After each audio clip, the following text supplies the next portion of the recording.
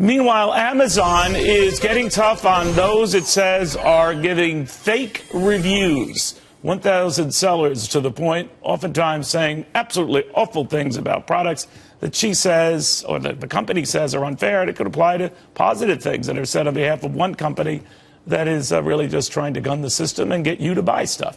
Heather Hansen defends Amazon, but Nick Fortuna says that Amazon really doesn't have a case. Why doesn't have a case, Nick? Amazon is suing people because they don't like the fact that they're giving opinions.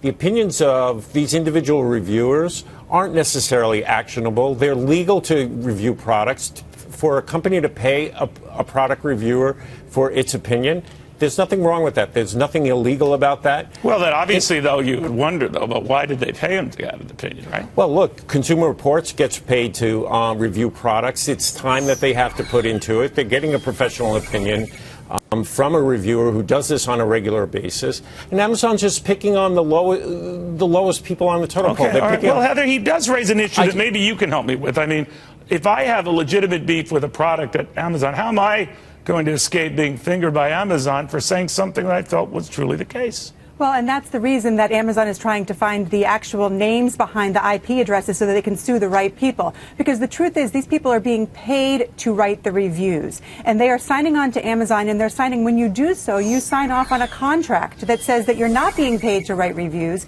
and then that you're not writing reviews. But isn't the difference paid to write a certain review or just a review? Either way, I think that there's probably a question, but here it is definitely paid to write a certain review. That takes away any free speech argument. It takes away, it's really just a breach of contract argument. All right, here, but how would you distinguish, Nick, then between that? Yeah. How would you distinguish between that and someone just of his or her own volition writing something about a product, good or bad? Look. You know, Amazon filed a complaint against over 1,100 individuals. They only found 2 or 3 people who weren't writing the reviews. All the other people presumably would write the reviews. Amazon doesn't police consumer reviews. If I go to write a review on a product and I write a bad review of the product because I'm mad at the company because of some other policy, that's not an objective.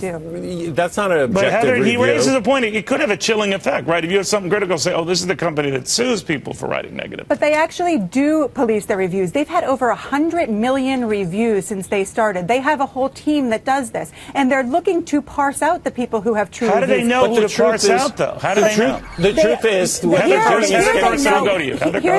they know as a result of a sting. They actually tried to solicit people to post these reviews, and they were able to get people to do so. In fact, they were saying simply, you tell me what to write. I won't even buy the product. You tell me what to write, and I'll write the review. That is clearly, listen, they have a brand here. Part of that brand is about credibility.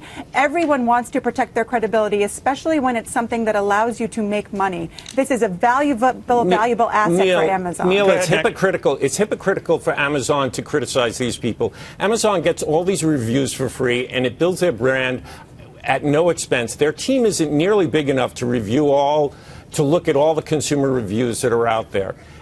Basically, I'm sorry, Heather, but I think that they're really picking on a few people to scare people off. The last lawsuit they filed against legitimate companies, the companies ended up folding because they couldn't defend the lawsuit. They were selling they were picking on people who get paid $5 to do a product review. The companies should be able to go to independent people and get an objective paying review. Someone to review something could at least infer some sort of connection, right? But if people are doing this for a living, it's for their time.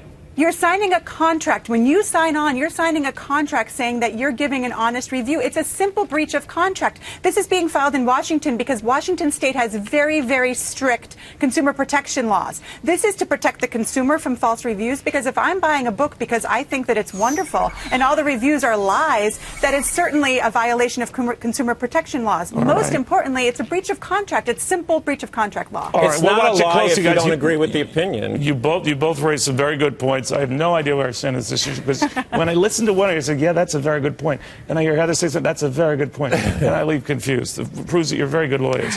Thank you both very, very much. All right, in the meantime.